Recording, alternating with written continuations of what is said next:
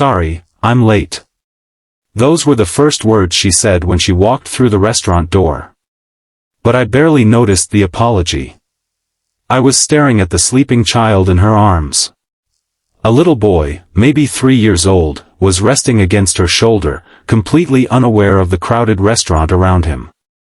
His tiny arms were wrapped around her neck, his curly hair falling over his peaceful face. And the woman holding him looked exhausted. Her red blouse was slightly wrinkled, her hair was messy from the rain, and she had the nervous expression of someone who already knew she had ruined everything.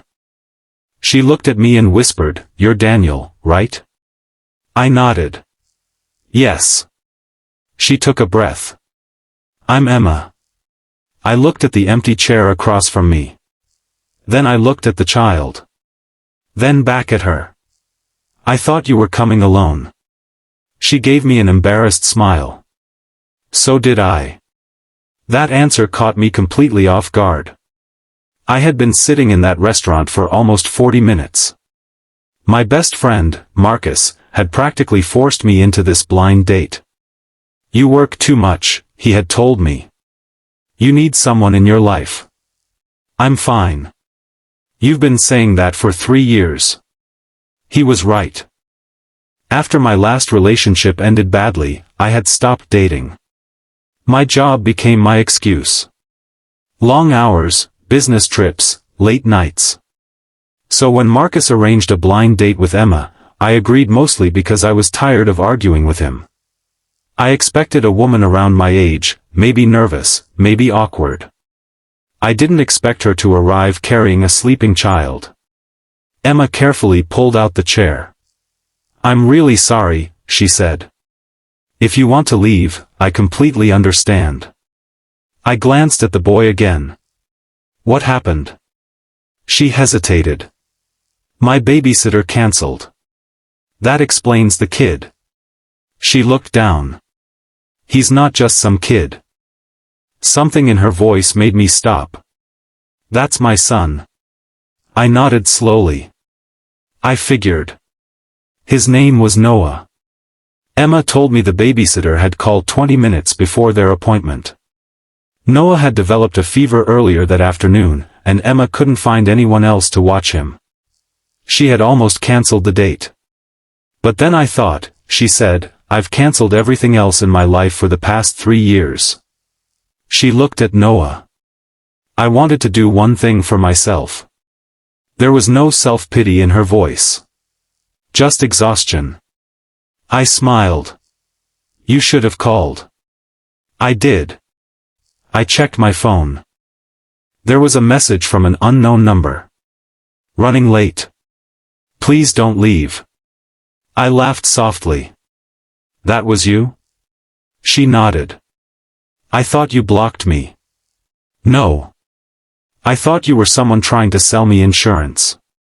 For the first time, she laughed. It was a small laugh, but it changed her whole face. A waiter came over. Emma looked uncomfortable. Can we just get something quick? Why? Because Noah will probably wake up. As if he had heard her, Noah stirred. Emma immediately stopped talking. She gently rocked him. It's okay, sweetheart. He settled again. I watched her for a moment. There was something incredibly natural about the way she cared for him. Not dramatic. Not perfect. Just real. We ordered dinner. For the next 20 minutes, we talked. At first, it was awkward. Then surprisingly easy. I learned that Emma worked as a graphic designer from home. She loved old movies, hated crowded malls, and had a strange obsession with collecting postcards from places she had never visited.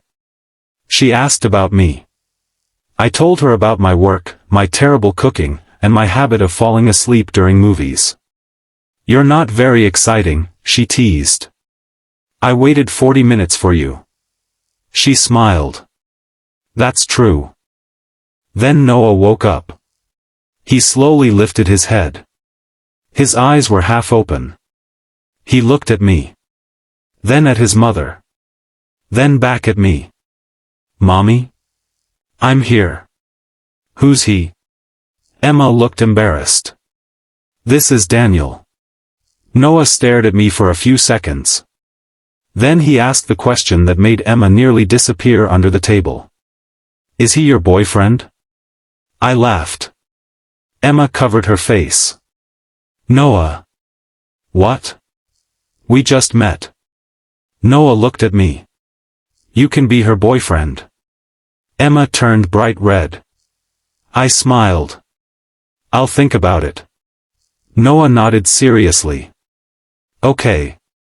That was it. Apparently, the 3-year-old had approved me. Dinner continued. But something had changed. I wasn't looking at Emma as the woman who arrived late to my blind date. I was looking at her as a mother. A tired woman who had probably spent years putting everyone else before herself. And somehow, that made me want to know her more. Halfway through dinner, Emma suddenly became quiet. She looked at Noah. Then at me. There's something else you should know. I put down my fork. Okay. Noah's father isn't in the picture. I didn't interrupt. He left before Noah was born. She swallowed. He promised he would come back. He never did. I nodded. I'm sorry. She shrugged. You get used to people leaving. That sentence stayed with me. Because I knew exactly what she meant. Maybe not in the same way. But I knew what it felt like to expect someone to stay and discover they never intended to. The rain outside grew heavier. When we finally finished dinner, Emma stood up and picked up Noah. I reached for her bag. I can carry that. You don't have to. I know. She looked at me. Why are you being so nice? I smiled. Because you look like you need someone to be. She didn't answer. Her eyes became slightly watery. We walked toward the entrance. Outside, the rain was pouring. Emma looked at the street. I didn't bring an umbrella. I have one. We stepped outside together. I held the umbrella over Emma and Noah. For a moment, the 3 of us stood there under the rain. It felt strangely peaceful. Then Emma said quietly, Daniel? Yeah? I'm sorry this wasn't the date you expected. I looked at Noah sleeping against her shoulder again. Maybe it was better. She looked surprised. How? I smiled. Because I got to meet both of you. She stared at me. Then she laughed softly. You really are different. Good different? She nodded. Very. I drove them home.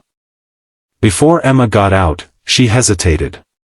Would you want to do this again? I smiled. Absolutely. Even with the kid? I looked at Noah. Especially with the kid. She laughed. Careful.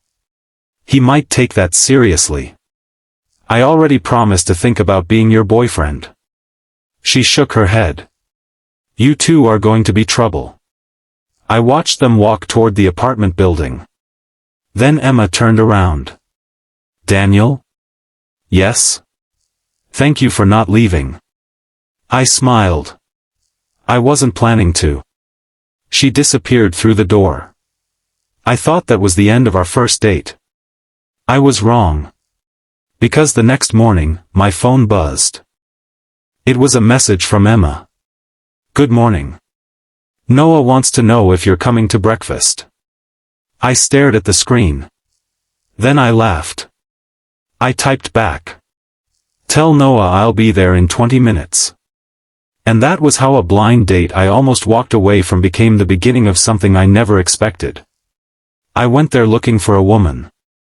Instead, I found a mother, a little boy, and a family I didn't even know I had been missing. Sometimes life doesn't give you what you planned.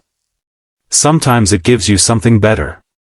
And sometimes the most unexpected arrival is exactly the person you've been waiting for.